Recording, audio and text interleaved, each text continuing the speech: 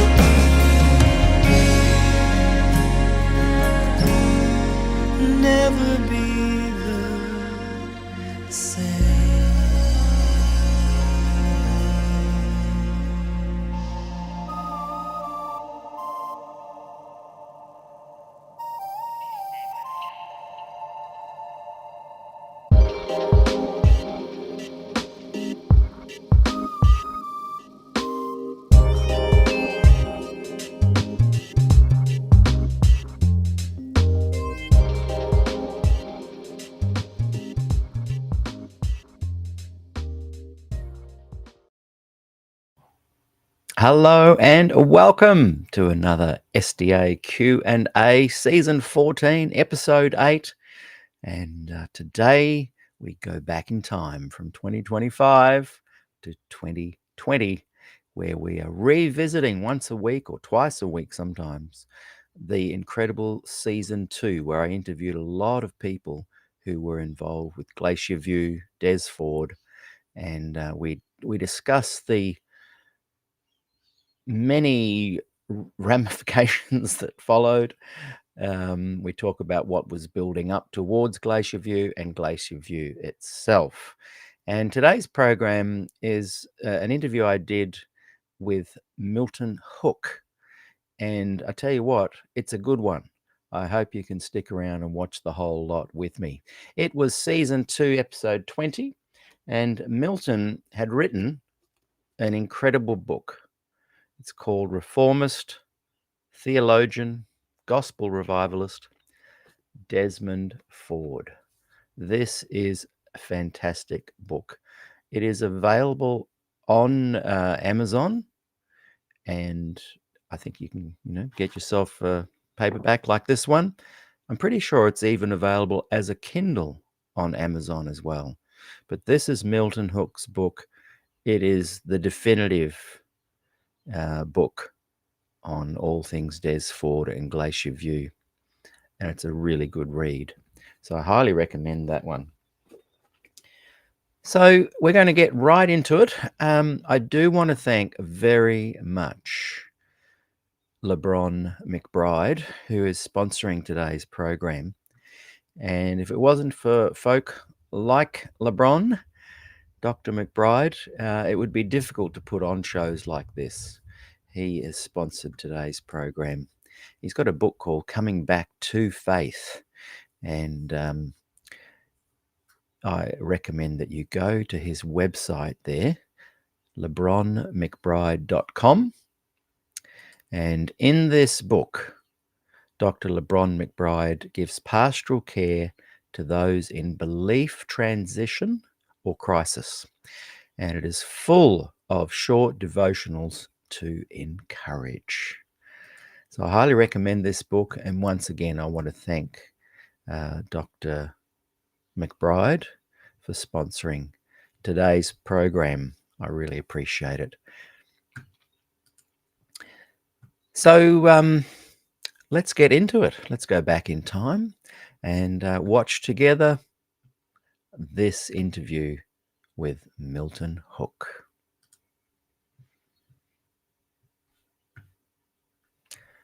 Just bear with me. It sometimes takes a few seconds to get started, but usually I sit here and think, is it going to start? Is it going to start? And then it starts. So let's hope. There we go. Hi, and welcome to another SDA Q&A. I'm Peter Dixon, your host, and I'm joined tonight by our very special guest, Milton Hook. Hi, Milton. Good evening, sir. It's good to have you here. You were one of the first guests I wanted to get on board when we kind of headed down this series, and so I'm super thrilled that you've joined us tonight. Now, many of you know Milton, and I'll just quickly hold up the reason why many of you probably do know Milton. He wrote this really great book, which I've read twice, Milton, and it's just called Desmond Ford, Reformist, Theologian, and Gospel Revivalist. So, yeah, it's a really great book. You've actually got a really a really wonderful way of writing as well. It doesn't feel like you're reading like a document or a textbook or a review of what happened. It feels like a story, and it's full of drama and intrigue, and it's a real page turner. So I highly recommend. If can people still buy this? There are some copies still left at GNU. At GNU, great. They have a depot out at Penrith, and you can order them through GNU. Yeah, well, I've run out, and Jill has run out. Oh, and I'm not sure. I'm not sure about Adventist Today itself, whether they've got any. Okay. Yeah. Well, Jill is watching tonight, so she might be able to put a link in the comments to direct people to that as well. So I guess I'm very interested. We're gonna dig deep into 4 specific questions tonight, and we'll come to those in a minute. But I just wanted a bit of background. Your history, born Adventist, where did you grow up? When did you go to Avondale? How did you meet Des? Just give us a brief overview of those things? Well, I'm a West Aussie, and I came across to Avondale for the year 1960 to finish off primary education certificate, and then decided that I would go on and do ministerial. So I spent 5 years, 60 to 64 at Avondale. Okay. Yeah. So Des was there during that. Des came in, I think it was 61. I think it was 61 when he came, yeah. So Yeah. your And first. Sorry. we had heard that he had a different approach to Daniel and Revelation. So one of my friends in the theology class asked special permission to sit in on his class, even though we'd done it with Nubby Burns before. We wanted to get Des's fresh impressions. So we sat in, didn't have to take any exams. He was happy for us to sit in on them, and I picked up quite a lot of new perspectives. So you really got to know him as a teacher and lecturer before you became friends then? Yes, I guess you could say that. He would invite the theology boys over for breakfast on a regular basis. I think we went, say, once a term or something like that. Got to know him a little bit better then, and Gwen as well, and the children. Who were some of the other classmates that were in that class with Graham Bradford, Ray Swenson, Gordon Oaklands, Ian Royce, Joe Chambers. Yeah.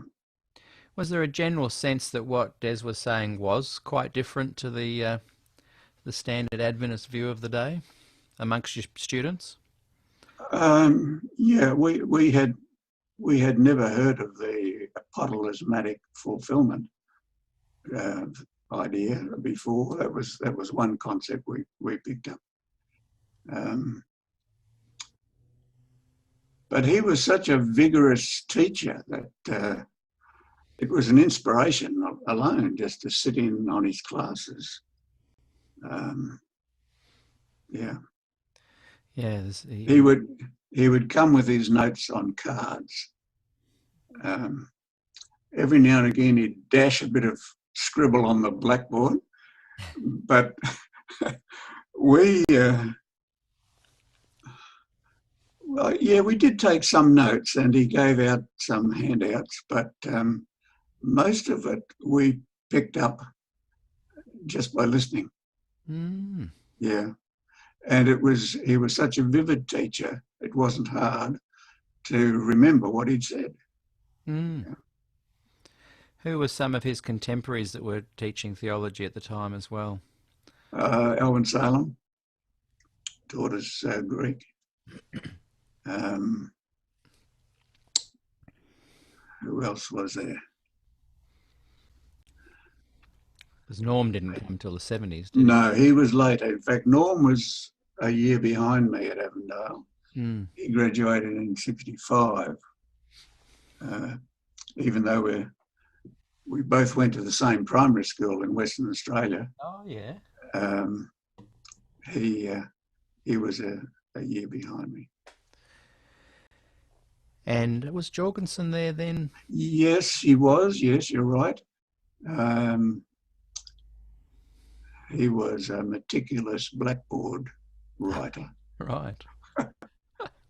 He would have his whole lecture up on the blackboard before we got there very often. Yeah. Was Dot Cottier there in those Oh, days? yes. She's a Yes. very good friend of mine. She lives Part of the furniture. Yeah. Oh, yes. She is someone I'm trying to interview because she was there for so many years, and she has a very articulate way of recounting the time there. And Yeah, she's a memories very to good friend make. of mine, and she lives literally 2 stones throw away from where I'm sitting. Really? Oh, yes. And yeah, very amazing woman. Mm. So I'm hoping to get her perspective as well. Who was the president of Avondale at that time? Gordon McDowell. Right. Mhm. What was he like as a president and a administrator? Well, everyone used to jag him a little bit, but I found that he had a soft heart. Mm. He had a very severe exterior, but a soft heart, and I found him quite good. Yeah, I remember singing at a homecoming at Avondale College. singing. Yeah, that's what I kind of dabble with is a bit of Yes. singing and playing the guitar. And I Oh, was yes. singing at one of their homecomings, not Yes. him, not him. And I can't remember when it was. Anyway, someone will remember and write it below maybe. But he was alive and in the audience. And I was MC of the Saturday night concert. And I seem to remember him doing a magic trick that night. Was he Oh, in? yes. Yeah, He yeah. was into that.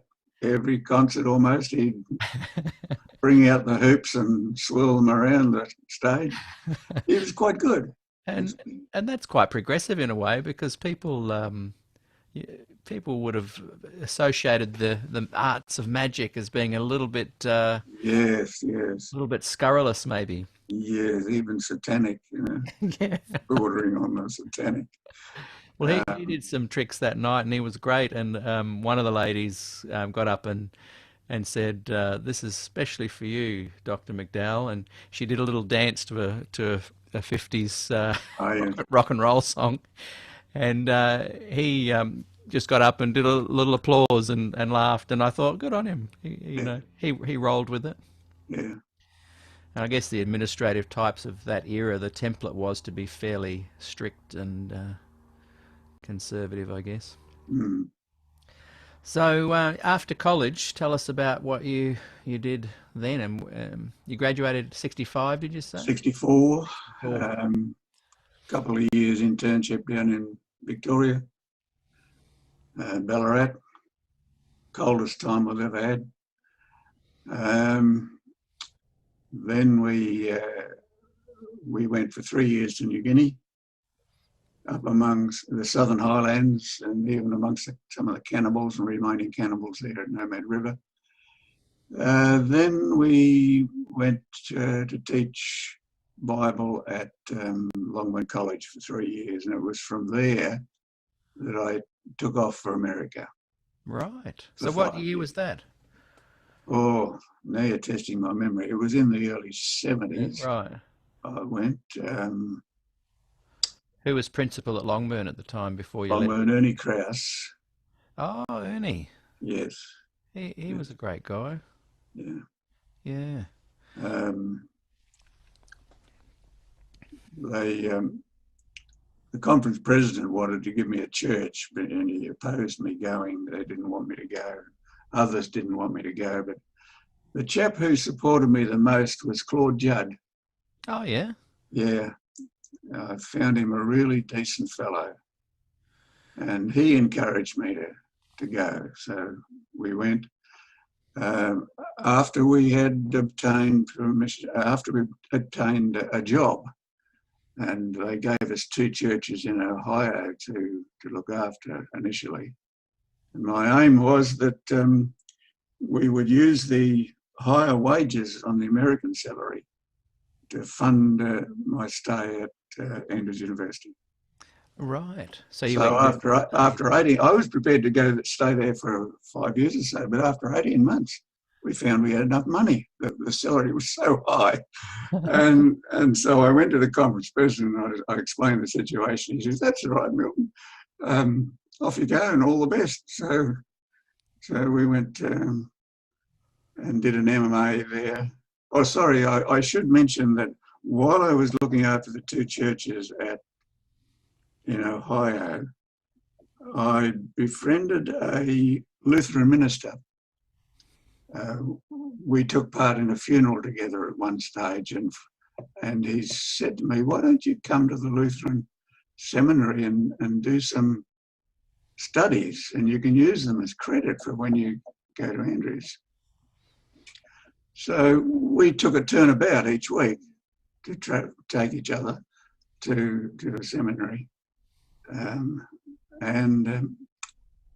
did a few subjects and used them as credit once I got to Andrews. They accepted them. Yeah. Was that kind of one of the first times you'd gotten to meet clergy outside of Adventism? Yes. Did it Yes. surprise you? Were you expecting devil's horns and conspiracy? No. I found the discussion quite interesting. Yeah. They were fascinated by my accent. Yeah. Initially. And just briefly before we dig in to some of the Glacier View stuff, had you been sufficiently transformed by the teachings that Des presented to you and the information he'd presented to you and on 1844, on investigative judgment, on righteous by faith, on the sanctuary, this kind of thing? Had you been sufficiently impressed to try and infuse some of that into your sermons and pastoral care at the churches you did go to after you'd graduated from Avondale? Look, I'm a slow learner, I suppose. It took me years to get the old system out of my blood. I think it would be fair to say that Des planted the seeds. Right. Which blossomed after Glacier View. Right. And have continued to grow. And hopefully will continue to grow. Yeah. But yeah, he planted the seeds. So I guess then for your time post Avondale and pre Andrews, shall we say, it was fairly much plain sailing with your pastoral work. That would be a fair judgment. Yeah, I would agree. Hey, I'm going to read out the questions just so I make sure we, I think it's important to really cover exactly what we're trying to unpack here today. So just bear with me for a second, those are watching. And so first up, did Des go to the 1979 forum meeting at PUC in a frustrated frame of mind? The word frustrated might be too strong, but in a sense, I think there were some contributing factors to frustration. Whenever he talked to me about the investigative judgment doctrine, he would always preface it with his experience as a pastor in North New South Wales. In his pastoral ministry, he was continually meeting folk who were unsure of their salvation. And it troubled him. And I think to some extent he was frustrated that they hadn't grasped the gospel or Christian assurance. I think that was part of his desire to make it right, as it were. And of course, at that time, perfectionism was rampant. You had the General Conference President, Robert Pearson, promoting it. Kenneth Woods, the editor of the Review and Herald, promoting it. Herbert Douglas promoting it, and quite a number of others. And it was the antithesis of what Des was preaching. I have a hunch that maybe that was part of the motivation for him to go to that forum meeting, to try and help to make things right and to answer perfectionism. But I think probably the main source of his frustration was the Daniel Committee that had been set up in the 1950s and went through the 1960s, which was tasked for the job of trying to explain the interpretations of Daniel and Revelation that had been cooked up by the pioneers, who were really amateurs, biblical dilettantes, trying to find a reason they were for this great disappointment that they'd just been through.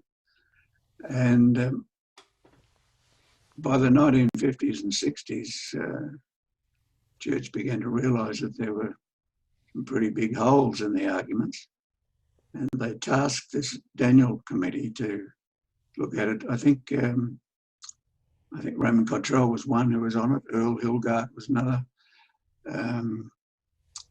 Harry Lowe was another, I think. But they never published anything. Mm. They met on occasion and presented papers, but they didn't dare publish anything. Did they keep minutes at all? This is the famous committee that apparently didn't keep the minutes. Did they destroy them, or did they just not have any? I don't think they had any, to be honest, but I'm not sure of that. I've never seen any. But they never published any papers. And what was really happening was that they were just kicking the can down the road. And after every meeting, they kicked it a little further and put off and put off and put off again publishing anything. And they weren't really solving anything. And I think this was a cause of frustration to Des, so much so that when the invitation was given to him to go to PSC, he said, "I'll go as long as you put me on that committee." He felt that he could contribute something towards it. And in fact, they did abide by their promise. They did put him on the committee, and he met on one occasion at least with them. I didn't know that. It was, I believe it was an occasion when Bill Johnson presented a paper on the book of Hebrews. And Des came back home and said, he just dodged all the questions, all the hard questions.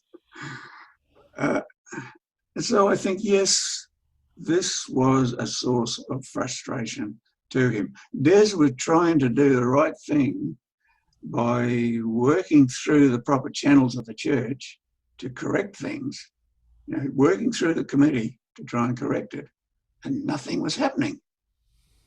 Absolutely nothing was happening. Mm. Who was president at the time of the GC? Well, it would have changed because the committee went for so long. Over those 2 decades, yes. Yeah, but yeah. I mean, when Des was listening to the questions being dodged, would that have been Neil Wilson by then? Certainly was a bit later. I don't know who would have been president. I think it was Pearson who was president when he went to PSC. Right. Yes. But by the time he got to Glacier View, Pearson had retired and it was Wilson. Right. In the chair. Yeah. What kind of problems was the Daniel Committee expected to solve? What kind of problems? Oh, they were numerous. I don't know whether I could canvass all of them tonight, but can I just perhaps mention 1 or 2, 3, perhaps, if we've got time? Yeah, we've got plenty of time. Okay. I think one of the key ones was the question, did sacrificial blood cleanse from sin, or did it carry some defiling contaminant into the holy place? That was one of the burning questions. And that is the foundation stone of the investigative judgment. If you knock that out, you've got nothing left. It crumbles, falls in a heap, because that's the foundation stone. Did sacrificial blood cleanse, or did it defile? And they wrestled with that, I believe.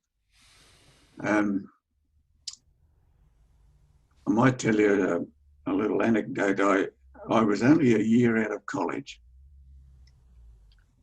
1965, in Ballarat, going from door to door, trying to sign up people to the Voice of Prophecy course. And I ran across a retired rabbi. And we got talking about the sanctuary service. And I happened to mention that I believe that the sacrificial blood was carried into the holy place and defiled the holy place, which necessitated a cleansing on the Day of Atonement. Well, he threw up his hands in horror. He goes, what? Sacrificial blood never defiled. Sacrificial blood always cleansed. Wow. And I thought to myself, goodness, I really put my foot in it. I really did. And I went away. And that was the start of me examining closely what Scripture really said. And, you know, I found things like after every sacrifice that's described in Leviticus, and there's about 49 of them, 7 times 7, if you're into numerology. I found that after every one of them, there was this repeated phrase, and an atonement was made, and an atonement was made. There was no mention of any defilement taking place anywhere. The person who confessed their individual sin could walk out of that place virtually covered by the sacrificial blood, and an atonement was made. He made it right with God. It wasn't, in other words, the sin wasn't stored up, as it were, symbolically even, in the most holy place, or the holy place. I also found that most of the sacrificial blood wasn't even taken into the holy place. It was applied to the horns of the altar, and the rest of it was poured out at the base of the altar, which was quite a revelation to me in my naivety. So it was that was really the start of it. I found also that yeast was indeed a contaminant. It was a symbol of sin. And the Jews were instructed never to mix yeast with the sacrificial blood because it would contaminate the cleansing element or function of the sacrificial blood. That's fascinating. Yeah. Maybe early Adventism was the yeast. And I got so interested in it, I thought, why don't I study what the Jews actually believe about the sacrifice, their sacrificial system? I went to the only Jewish bookshop in Sydney, down near Bondi, and I bought a $70 set of 2 commentaries on the Book of Leviticus. The best $70 perhaps I've ever spent on books. And I read those commentaries and learned a lot about the system itself, as well as what they believed it meant. And I was particularly interested, of course, in their interpretation of the Day of Atonement. The Day of Atonement to them is a national celebration. That's mentioned in Scripture, and it's got nothing to do with cleansing of the blood or any sins that were deposited in the most holy place. Got nothing to do with the daily service whatsoever. It was a reconsecration of the temple and the temple furniture and the temple priesthood. Every year they reconsecrated itself. They were concerned about their sinful nature.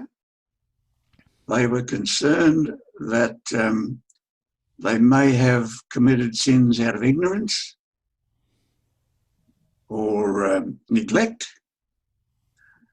or they may have accidentally sinned in the performance of the rituals. You know, you might have had a young priest who didn't quite know the ritual properly, and he dropped the ball at some stage. And so the Day of Atonement was a day in which they put everything right again, making an atonement with God. So they started the new ceremonial year with a clean sheet. In other words, they covered every base: the innate sin, sins of ignorance, sins of neglect, accidental sin. Everything was covered. That's what they believe the Day of Atonement is all about. And the two goats that were involved in the service, they chose those. They preferred twin goats, born as twins. They wanted them to be exactly the same, or as close to the same as you possibly could get them. Same age, no defects, and if possible, from the same mother. One was sacrificed. The other, of course, which we call Azazel, was led out into the wilderness. And before they let it go, that's my phone, let's ignore that. Before they let it go, they tied a little red cord around one of the horns so that if any hunter later on saw it out in the wilderness, he was never to spear that goat. It was to keep on living for as long as its natural life. The idea that it was tossed over a cliff is a medieval idea, which is virtually myth. And each year they let another goat go. So in other words, at any one point in time, there were possibly 5 or 6 goats out there in the wilderness. And from a Christian viewpoint, that's a beautiful symbol of the fact that the atonement was something that was lasting. It was in perpetuity. It was forever. The atonement was forever. And as I'm just listening to that phone, it's a bit of an annoyance. But anyway. You're going to take a break and move it if you want to. No, he's just recording a message now. But he's probably watching. From a Christian viewpoint, the atonement that was achieved at the cross and the resurrection was a perfect atonement, of course, and it's an atonement that lasts forever, as those goats that were let out indicated. You know, there was always some goat out there. The atonement had been made, and it was out there. Yeah. So, in other words, from a Christian viewpoint, the atonement doesn't have to be repeated. Yeah. At any time in eternity, Christ doesn't have to repeat the atonement, Yeah. is absolutely perfect and forever. Mm. And we will spend eternity thanking him for that perpetual atonement. That's the gospel of the cross and the resurrection. That is certainly good news, that he will never have to repeat it, and we will always thank him, praise him for the atonement that he's made. The problem that we have had, the problem that I grew up with, was that the investigative judgment started with Christ's sacrificial blood carrying some sort of contaminant Yes. in a symbolic form. Mm. Because that sacrificial blood in the Hebrew sanctuary represented Christ's blood from a Christian viewpoint. That's how we interpret it. And it's a horrendous belief that the blood of Christ that cleanses should carry some contaminant. How did they get that view? Wow. It was all cooked up early on. Just to fit the round into the square holes. And to finish the Day of Atonement service, I'd been taught that the Azazel goat represented the devil. And he was tossed over a cliff and died, you see. But he carried the sins with him, as it were. Is that the scapegoat? Yeah. In other words, he was the one who made the final atonement with his death when they tossed him over the cliff. It's a horrendous anti-Christian idea. You couldn't imagine anything worse. So I came to all those realizations after reading the commentary that I bought, and it was substantiated when I read the Alfred Edersheim's book called The Temple. Edersheim was a Jew who had become a Christian, and he looked at the services of the Jews from a Christian viewpoint, and brings out many symbolic messages from those services. So that, going back to the question, that I believe was one of the basic questions that the Daniel Committee had to wrestle with and never resolve. I mean, you can't resolve it. It's the Christian message about it is so clear. I think another question which they wrestled with was when to start counting the probationary time in Daniel 9, 24 to 27.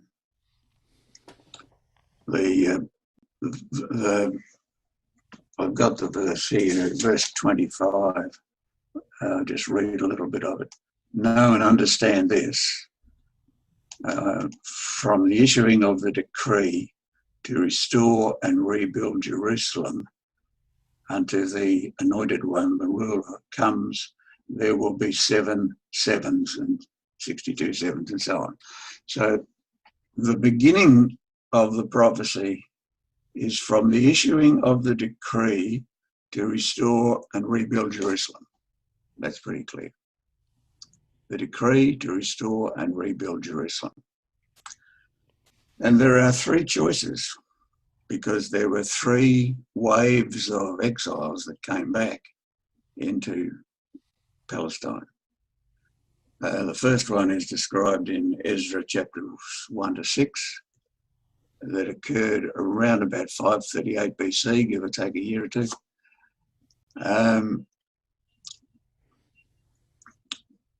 And when you read those chapters and you read with it the book of Haggai, you get the full picture. Haggai describes how after they had come back and settled for a while, they were living in palatial homes with cedar panelling and all this sort of stuff. They had permission to do that. They had permission to rebuild their homes. And they had made a start on the temple. You know the story of how the Samaritans came and said, "Hey, you fellas, you know, where do you get the permission to start building a temple again?" Because they had an opposition temple on Mount Gerizim. They didn't want the Jerusalem temple to be rebuilt. So they sent a posse over to Persia to check out and see whether they really had permission, and they found that they did have permission. So they came back to Palestine with a tail between their legs. And in the time of Haggai, they took up tools again, and they rebuilt the temple. They completed it, and they dedicated it in 515 BC. So all the building had taken place before 457 BC, before the second wave of exiles came back. Oh. Yeah. Now the second wave is described in Ezra 7. They also had a decree allowing them to do certain things, but it wasn't anything to do with bricks and mortar. They had permission to set up their judiciary system again, so the Persians didn't run the courts for them; they ran their own courts. And there was a tax exemption for priests.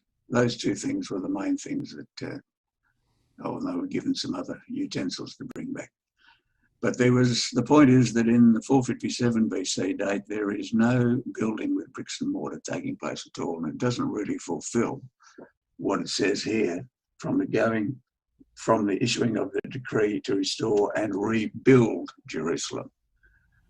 The third wave was 444 BC, and that's described in Nehemiah chapters 1 to 6.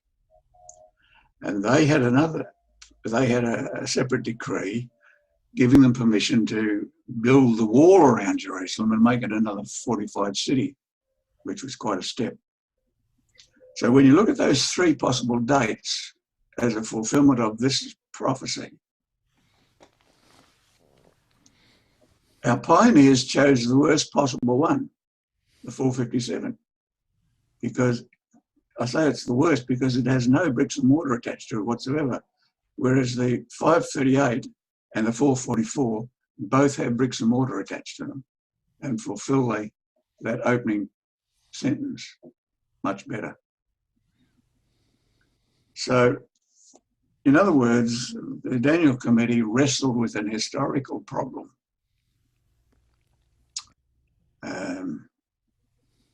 The other one I would suggest is that they wrestle with a contextual problem.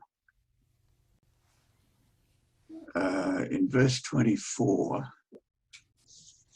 and I'll read it, says, 7 sevens are decreed for your people and your holy city to finish transgression, to put an end to sin, to atone for wickedness, to bring in everlasting righteousness. They were the terms of the promise. They were the terms. They've given this 490 years in order to put away sin and to bring in righteousness. In other words, start living as a nation, doing the right thing according to God's law. Well, that prompts the question, did they? Did they put away sin? Did they start doing the right thing, living righteously? During that 400-year period, the intertestamental period, that question needs to be applied. And the answer is no, they didn't. They didn't. The very first indication of them dropping the ball is in the last chapter of Nehemiah, which is virtually the last chapter of the historical portion of the Old Testament, where it's described that they had given permission for a Gentile to use one of the side rooms in the temple, the sacred temple, as his motel when he came in to do his trading. And when Zerubbabel heard about that, he evicted him. But that was just the tip of the iceberg. You know, they didn't institute the educational system so that the young boys were trained in reading the Hebrew scriptures. It wasn't until generation later, a couple of hundred years later, a woman rose up and said, "Hey, you chaps supposed to be running the nation. What about doing something for our boys? What about educating them?" And they did then, but it took them so long. There were generations when they could not read their own scriptures. And they sunk even further when they started to sell the high priesthood to the highest bidder. It's called simony. And whoever had the heaviest bag of shekels got the job. And it didn't matter whether he was a Levite or not. As long as he had the big, heavy bundle of shekels, he got the job, the high priesthood. So, I never, ever heard of John the Baptist or Jesus commending the leaders of the nation for doing the right thing. Mm. Both the religious leaders and the civil leaders. I mean, one was called a fox, wasn't he? Herod Antipas, cunning fox. Jesus called them a den of vipers. They failed miserably to fulfill their deal, their part of the deal in that prophecy. So we're not to look for a fulfillment. Mm. We're not to look for dates at the end of the 490 years. Mm. They are a nothing. Mm. They are the stoning of Stephen in 34 AD, doesn't apply at all. Remember Des saying one stage, every date is wrong. Every date that's used in both the interpretation of Daniel and in Revelation as well, the 1260-day prophecy. It's all wrong. They are contrived to suit a set opinion that they've already made up their mind about. So they were some of the problems that the Daniel Committee had wrestled, and you can understand why they never published anything. They weren't game to publish anything. Yeah. So they had I haven't discussed linguistic problems because you get so technical in the Hebrew language and words and so on, but there were linguistic problems they wrestled with. There were contextual problems, which I referred to, and there were historical problems with the interpretation. Those three: linguistic, contextual, and historical. Mm. And it was just shot through with errors. Yeah. Sorry, go ahead. Yeah, insurmountable problems. After Glacier View, they formed an expanded group of scholars to publish solutions. They called them the DAQ&A Committee. Yes. D for Daniel, Yeah. A for and, R for Revelation, COM for committee, the DAQ&A Committee. Okay, right. And That was in Dallas, was it? I don't know where they started, but look, they did issue something. They did issue about 3 volumes, I think it was. We were all given copies of them for free. And I tried to read it. It was, I found that it was circuitous and foggy and almost incomprehensible nonsense. Did anyone put their name to it? Yes, they did. Oh, yeah. Every paper had a name to it. Yeah, every scholar put his name to it. And I thought to myself, goodness, is this the everlasting gospel we're supposed to preach to the whole world? Because if it is, we're never going to win anyone to the gospel with this rubbish. It saps the life out of the efficacy of the cross and the resurrection. Yeah. So I didn't find any comfort in their findings whatsoever. I think I just got the two confused there. I think the Dallas thing happened. Dallas was before. Yeah, and that I think more something to do with the fundamental statements. You're right. I got my two Ds confused there. Okay. Yeah. And Darcom came after Glacier View. Yes. Yeah. As a result of that, they felt that I don't know exactly what year it was. It might have been about 1983, or by the time it was published, but it was supposed to answer all the questions that Des had raised. And failed. But it was like chloroform in print. It was shocking. Good bedtime reading. Shocking. Yeah. So they'd been kicking the can down the road, like you were saying, and eventually felt some kind of pressure to release something in writing. What you've said about defilement and cleansing there is fascinating. I have not thought about that before. And like you say, that's actually the hinge, isn't it? That's Yes. the difference.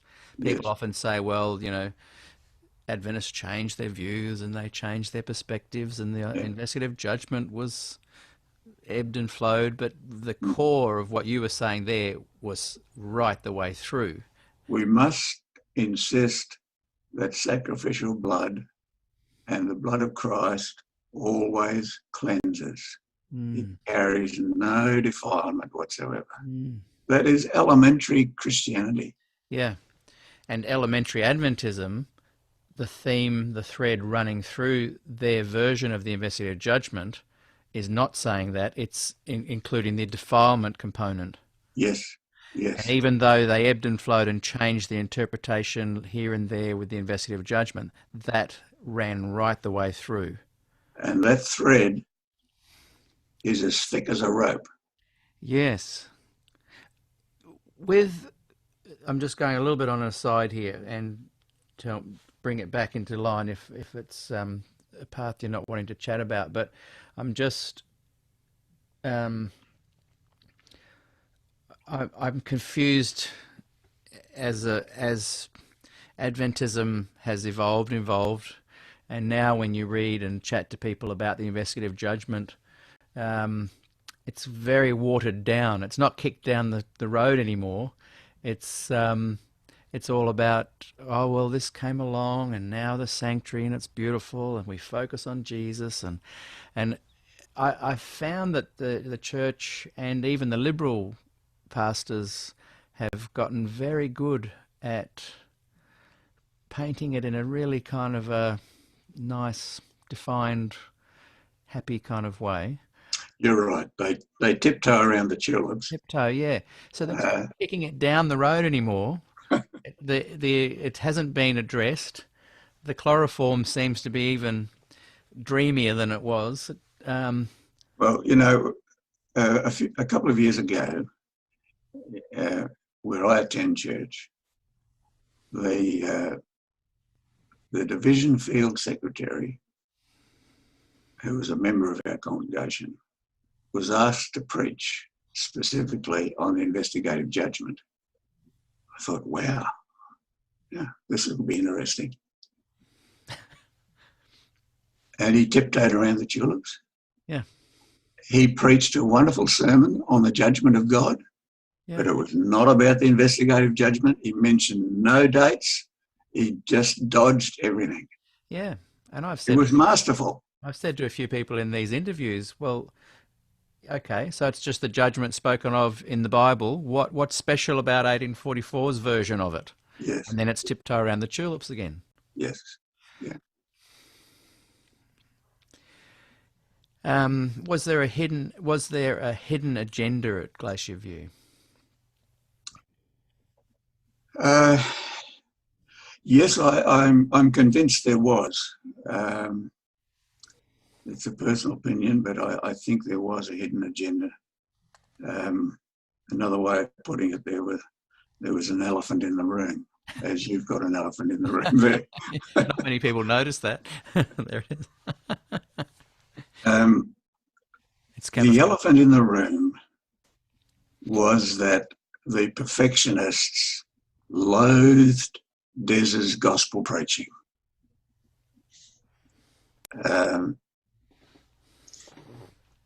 In my opinion, they never had a better gospel preacher than they had in Des. And their perfectionism was diametrically opposed to his gospel preaching. And they didn't like it.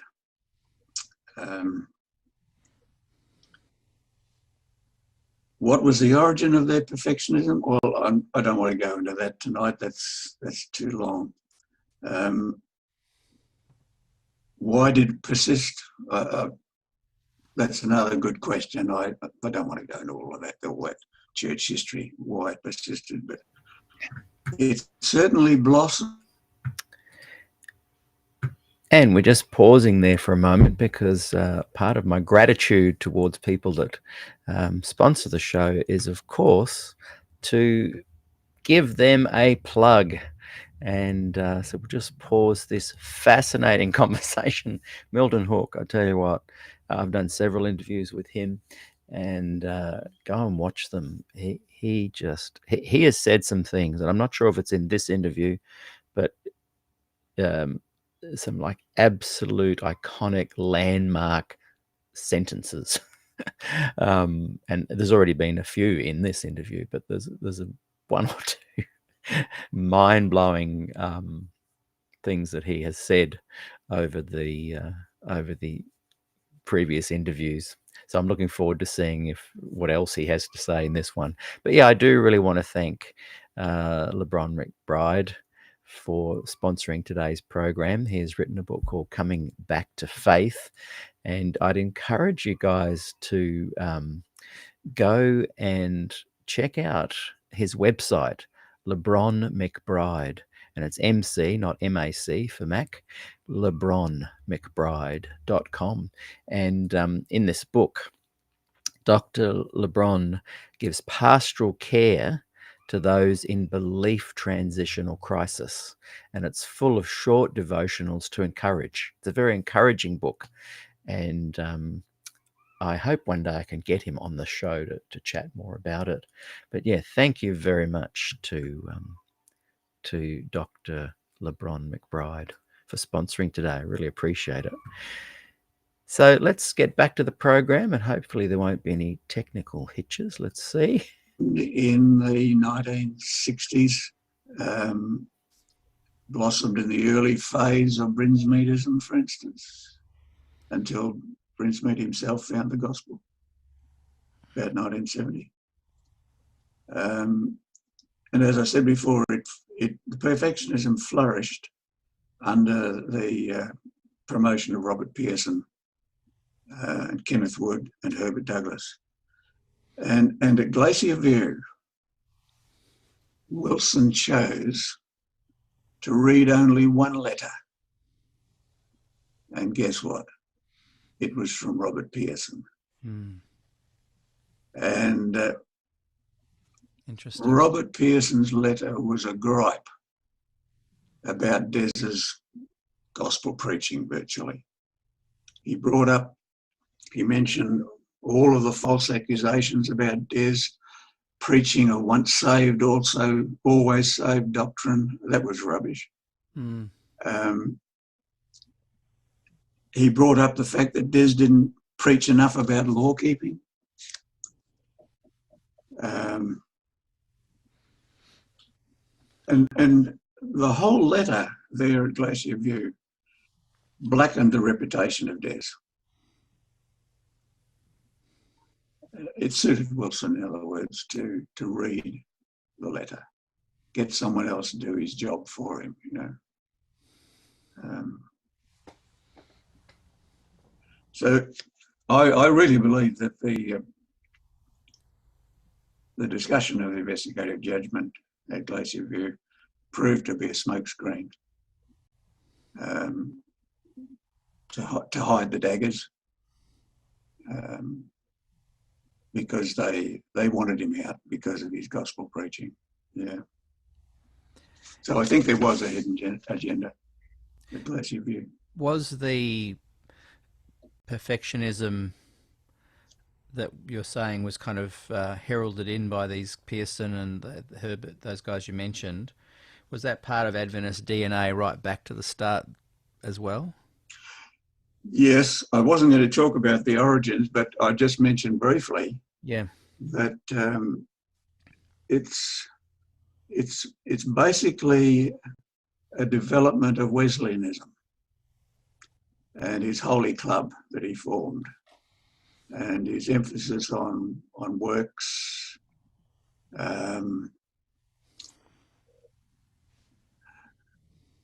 Wesley has been called the Roman Catholic Protestant by one historian, suggesting that Wesley, even though we say Wesley was an improvement on all the other reformers, and we are an improvement on Wesley, that is just plain wrong. Wesley was virtually on his way back to Roman Catholicism. Now, Roman Catholicism, of course, believes in sacramental sanctification. That is, you work through the sacraments, beginning with the sacrament of infant baptism and sacrament of the Mass, and you finish up at the end of your life with the sacrament of the last rites, and that makes you eligible then, sanctified enough and perfect enough to go into heaven. Wesley's idea was not a sacramental type of sanctification, but it was a sanctification that was based on much prayer, much Bible study, many good works, and so on. Now, of course, it's not your good works that save you. Mm. It's not your Bible study that saves you. Mm. It's not your prayers that save you. Mm. It's your faith in Jesus Christ alone that saves you. He missed that. Yeah. They would say that it's your faith in Jesus Christ alone to infuse you with the power to overcome the sin. Yes. And the only reason I wanted a little bit more background on that is I didn't want to let people off the hook saying, oh, the perfectionism only arose around the Pearson era. Mm-hmm. I think the garden, the DNA is there, willing to kind of let that idea flourish right from the beginning. Well, I've read a lot of the magazine articles, periodical articles, and it's all the way through. Yes. Yeah. And an interesting phenomenon that I see today as well is the more conservative brothers and sisters tiptoe around their telling of the investigative judgment as well. They don't like the bald truth. They don't like to be faced with it. I've learnt more about the investigative judgment tonight, chatting with you, because I cannot pin anyone down to tell me exactly what it is. Well, it's changed and it's ebbed and flowed, and well, you know, and this was wrong and they got it a bit muddled, but now we've got a better understanding. But it's like there's something about the danger, the black ink that enters into the beautiful liquid of the gospel, that people want to just hide and say, no, we don't think that. You know, and the tiptoeing is what frustrates me the most. Yeah. How did you personally fare during the purge? During the purge, famous purge.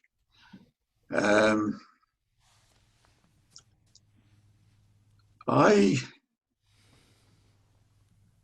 I was pastoring a church. I was given a church that had a very broad spectrum in it. Initially I was teaching Bible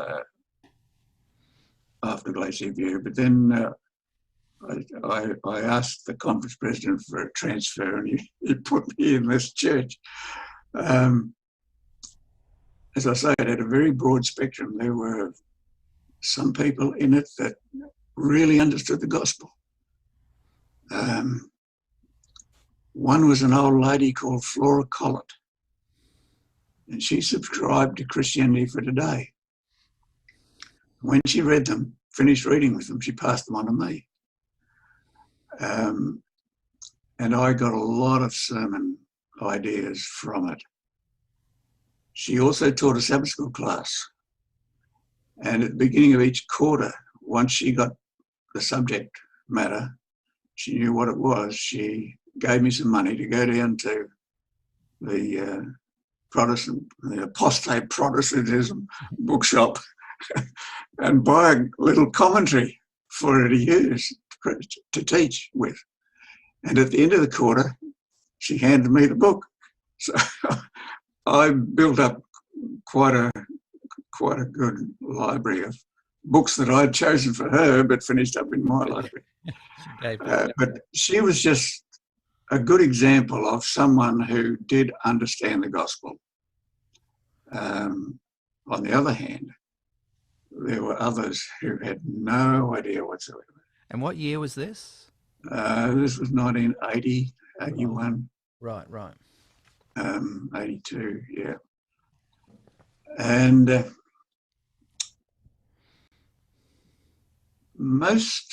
I've got to say that most of the elders in the church were good support. Mm. We had about 5 or 6 retired ministers who were traditional in their thinking, but they didn't give me a great deal of grief. Mm. But the one that caused them, well, I won't name names, but... And this was in the States? No, this is here. Back here, okay. Here in Sydney, yeah. There were 2 particular individuals, perhaps 3, who were continually undermining me. I learned later that because I had declared my hand in what I believed when I published some articles in the Record about the nature of Christ and perfectionism and so on. So they knew what I was all about before I got there. And they told me later that one of these guys who caused me grief had said, just wait. As soon as he steps out of line, we'll have him. At any rate, that's they a got so... Christian perspective, isn't it? But they just could not tolerate the gospel that I was preaching. And they called a meeting. One evening. And about 30 of the leading individuals in the church came to this meeting. And the main spokesman against me started off by saying, do you believe in the 28 fundamentals? And I said, would you repeat the question, please, so that everyone understands fully what you said? All right. Do you believe in the 28 fundamentals? I said, my brother, there's only 27 fundamentals.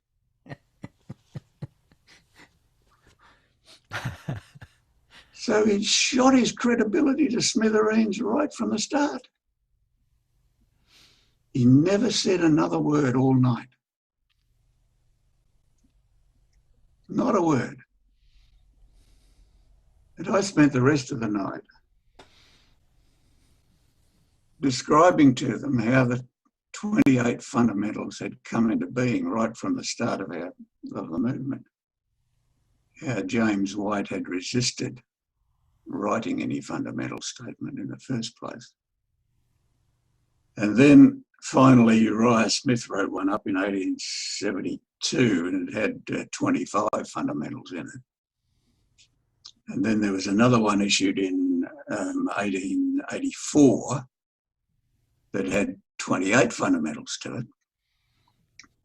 And then the Battle Creek Church, the headquarters church, issued their own in their little brochure that they gave out to visitors. That was published in 1894, and that had 29 fundamentals in it. And then they brought out another one in 1931-32 that was in the church manual.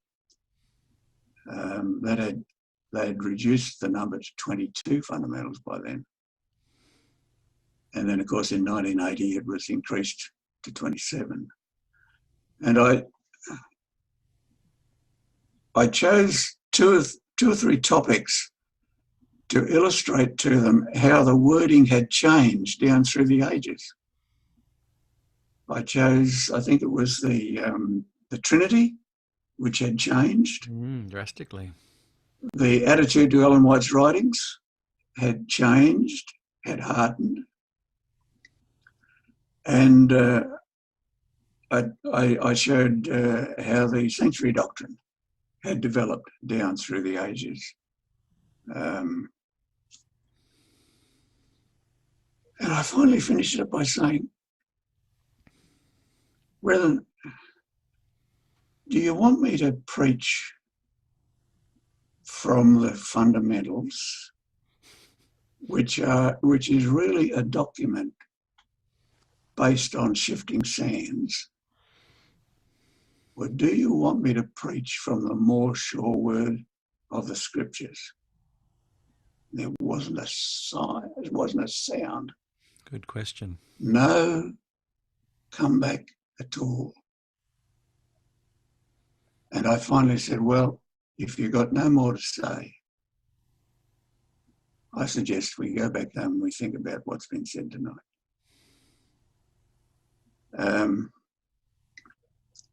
So how did I fare?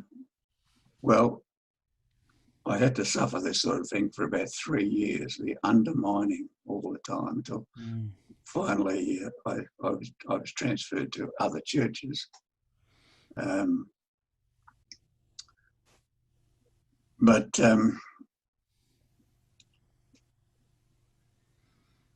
my main critic was a perfectionist. He was a good sectarian Seventh-day Adventist, but I don't believe was a Christian. Now, perhaps I shouldn't judge, but there were no obvious signs that he was a Christian, unfortunately. And to this day, he hasn't changed, unfortunately. While there's life, there's hope. I think of Paul on the Damascus Road and the enlightenment that he got. His eureka moment came then, and maybe this chap will have a eureka moment eventually. I don't know. I hope he does. But that's the situation at the moment. So that was on a local level. But the chief assassins in the purge were at a higher level.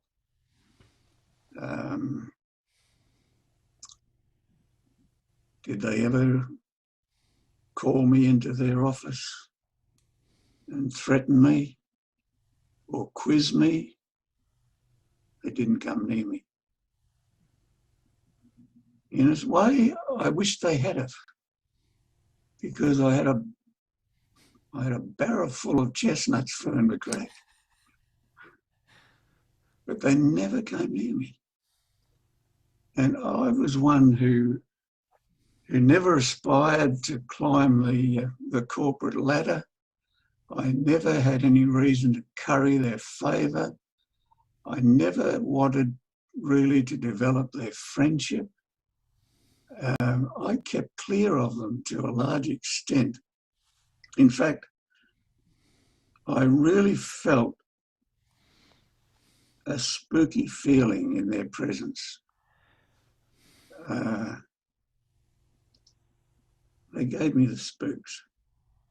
I believe that they were in league with the devil. Wow. To be honest, in league with the devil. Wow. And I sort of sensed it. And the men they put to the sword were gospel preachers. They'll have to answer for that. They were gospel preachers.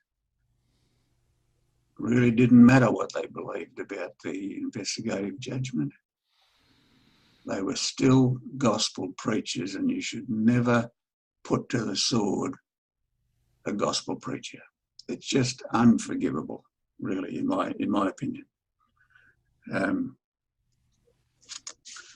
So how was I affected by the purge? I survived, but I know for a fact that they blackballed me in committees because I had friends on those committees.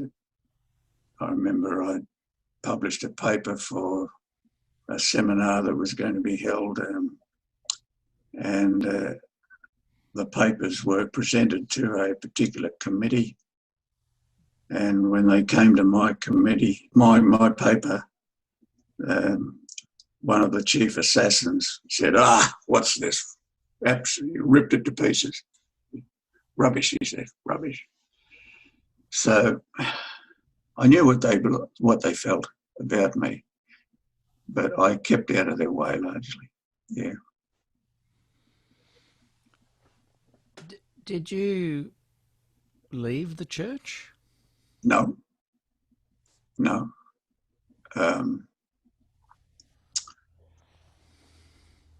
I eventually resigned for other reasons.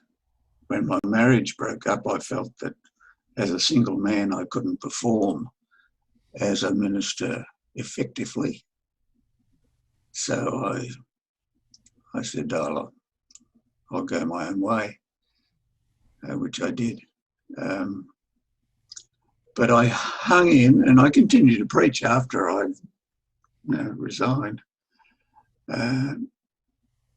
because I continued to teach Sabbath school lessons for a time. I don't now, but I did it because I felt that Adventists needed the gospel just as much as anyone else. So why leave them? It had been my life up until that point of time. That's where my friends were based. My heritage was there. Your tribe. But I must admit that that I have enjoyed going to other churches since then. There's one particular Anglican church here where I hear the gospel preached every time I attend.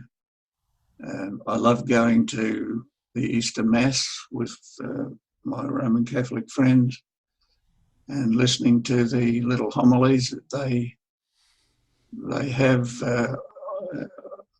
relating to the Stations of the Cross.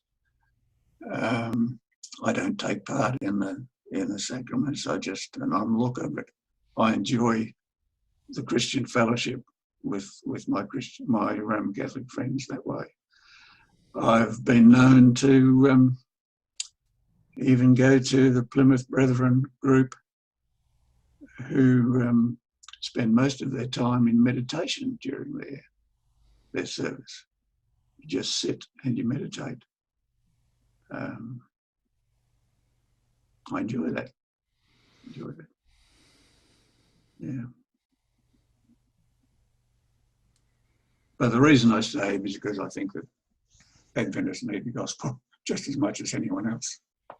When I interviewed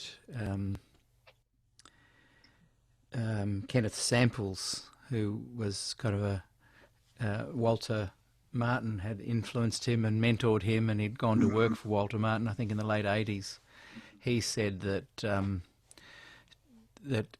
and he's never been an Adventist, and he said that the way Des presented the gospel was unlike anything he'd heard from any Christian. Yeah. I thought that was high praise. Yeah. Yeah. What are your memories of some of the moments where you've heard Des over the years speak? Oh, look, and you were touched. We mentioned that earlier that Des came to college, I think 1961, from his studies. That was when I first heard him preach. And I remember to this day the sermon on Onesimus, the runaway slave, in the letter to Philemon. And the way that Paul advised Philemon to treat the runaway slave with forgiveness. And he likened all of us to Onesimus, the runaway slave. And it was such a moving sermon. I have never forgotten it. In fact, I've cribbed the sermon myself on occasions and preached it. Not as effectively perhaps as he had, but it was a moving moment, yes. Yeah. Milton, I hugely value you, your time, your influence, your courage, and not just for chatting to me tonight, for releasing your book, for sharing the gospel with people, for going through the hard times, for your contribution. So thank you so much for everything you've done, and thank you very much for being part of our... It's a pleasure. I came into it with much trepidation. I'm sure that people have greatly valued your contribution, and maybe we can chat again down the track. Once the Glacier View series is finished, we can just chat about other things. Yeah, why not? That'd be great. Yeah. We're going to do a series on listening to women. I think there's a lot that can be had from from spending time hearing, just listening to stories. So that's coming up after we've finished Glacier View series. And in your book, you've talked about I think in the preface there, you mention how I'll just quote: "There will no doubt be other histories written about this era and these personalities, together with the theological issues surveyed. I encourage historians to do so. More of the saga lies hidden in some church archives, even waiting release. Your manuscript, you say, is simply one contribution, one view, one evaluation." And I thank you for that view and that evaluation. And hopefully what we're creating here is a document in a different form to a book, but a document where we're listening to lots of stories from people who were there, were impacted by it, are interested in the ongoing ramifications of Glacier View. And we have now Ted Wilson in power, and I wonder if if the church has learnt from the past, but it's sure a wonderful document I think we're creating here. So thanks very much for being a part of it. Yeah. Okay. Thank you very much. And give us a wave to the camera there so we can... you're looking to the side. Give us a look into your lens. Okay, I'm looking into the lens now. Yeah. Okay. Thank you. I forgot it was there. That's good. Until next time, Milton, we'll catch you later. Thank you. Okay, bye-bye.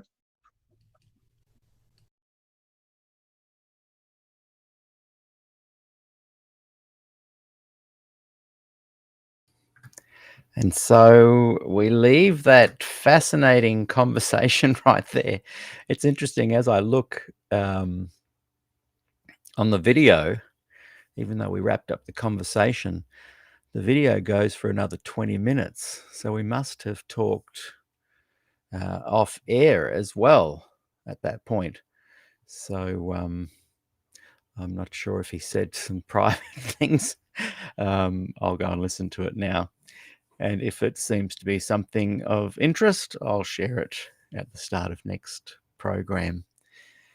So again, I just want to really thank so much Dr. LeBron McBride for sponsoring today's program. And he certainly has really helped with his financial contribution to the show, keeping this kind of material coming. And his book, Coming Back to Faith, is available on his website, LeBron McBride. And it's McBride with an MC. So we're back in 2025 now. Those listening on the podcast, we've just been listening to the 2020 interview I did with Milton Hook. And so if you're listening, it's LeBron, LeBronMC, Bride, BRIDE.com. And yeah, thank you so much, LeBron, for sponsoring today. The book gives pastoral care to those in belief transition, and or even in a belief crisis. It's full of short devotionals to encourage. It's a great read. So go and check out LeBronMcBride.com. And yeah, I'm interested to go now and listen to the remaining 20-30 minutes of Milton and I chatting post-show. That happened a lot in season 2, actually. We would start recording before the interview, and often just keep recording and chatting after the interview, after we'd gone live. And there's some interesting conversations. I've saved it all. One day I'll make it available, the whole series, on a hard drive or something like that, and people can listen to all the pre-show, show, and post-show conversations. And so there's a few comments suggesting where can Dr. Hook come back on the show. He has been on the show several times, actually. If you go to YouTube and just search Milton Hook SDAQ&A, I'm sure they will come up. And also inside the Facebook group, we did 2 or 3 as well. He is incredible, and I definitely want to get him back on the show. Michael Johnson writes, Peter, you need to get this man back. And Motor Sapien writes, hey, I hope you can get Mr. Hook on again. And Motor Sapien, I've been pondering some of the conversations we've had, where I've had such a variety of guests on, from Dr. Hook to George Knight to some very conservative Adventists, all different kinds of Adventists and former Adventists. And I guess my big focus is freedom of speech, offering people a chance to share their thoughts and to share their beliefs. The one thing that comes across, I guess, when people watch me interviewing people is that I'm genuinely fascinated by all the different beliefs. But the thing I kind of really love doing as well is asking people some hard questions of their beliefs. I enjoy hearing what people believe, finding out why they believe it. But I love offering freedom of speech, but I love to just also ask some hard questions as well. I can't help it. Hey, go and check out this book. This is Milton Hook's book, Desmond Ford, Reformist, Theologian, Gospel Revivalist. It's available on Amazon, and I think you'll really enjoy it. Now, as I am trying to go through season 2 to get them all out here on the public platform before Facebook deletes them all from the group, unfortunately, I may even in about half an hour go ahead with the next one as well. I've been trying to do 2 or 3 a week. couple a day just to get the material out there. And it's good for those in the UK and London. USA will be heading off to sleep soon. Australia, off to after lunch back to work. And but in the UK, they just start waking up soon. So I've had a lot of letters and messages of appreciation for doing an afternoon show as well. So I'm not even sure what that is. I'll just have a quick check. The next one after Milton Hook's interview is just so I can let you guys know. Where's it gone?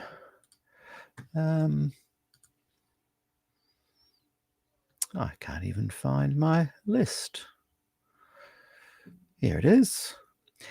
Let's see. We've had John Den, Bob Wolfgram, Rick Ferrell, Lol Tarling, Milton Hook. Dr. Wendell Roseveare is our next interview. So I might play that this afternoon. It was very popular, quite short, but it was in season 2 was one of the most requested shows and watched because he shares little quotes that he kind of come off the top of his head that are just so succinct and amazing. So yeah, we might do that one in about half an hour. Anyway, thank you so much for watching today. Tomorrow is our Good News Fellowship around this time, and we have Frank Merendino coming on to share a gospel message, I think about Galatians. So yeah. Look forward to seeing you guys tomorrow and maybe in half an hour if you're still around. Okay. Farewell. See you soon.